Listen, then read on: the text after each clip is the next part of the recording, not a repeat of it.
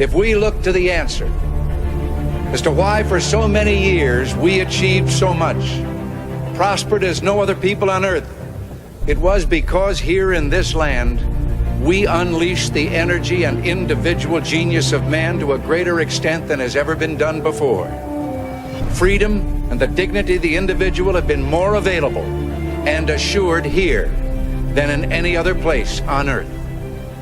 The price for this freedom at times has been high, but we have never been unwilling to pay that price. Those who say that we're in a time when there are no heroes, they just don't know where to look.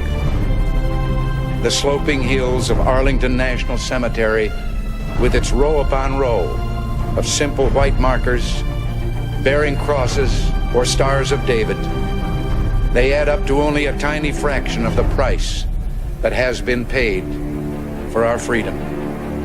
Each one of those markers is a monument to the kind of hero I spoke of earlier.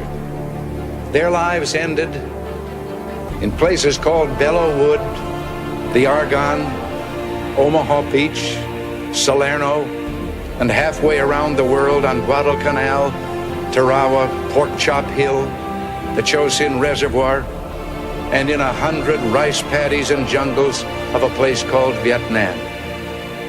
Under one such marker lies a young man, Martin Treptow, who left his job in a small-town barber shop in 1917 to go to France with the famed Rainbow Division.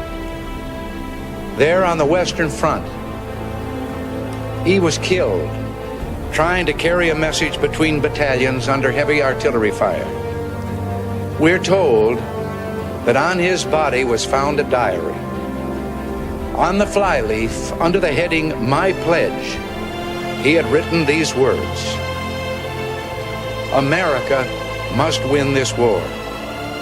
Therefore I will work, I will save, I will sacrifice, I will endure. I will fight cheerfully and do my utmost as if the issue of the whole struggle depended on me alone." We must realize that no arsenal or no weapon in the arsenals of the world is so formidable as the will and moral courage of free men and women. It is a weapon our adversaries in today's world do not have. It is a weapon that we as Americans do have. Let that be understood by those who practice terrorism and prey upon their neighbors.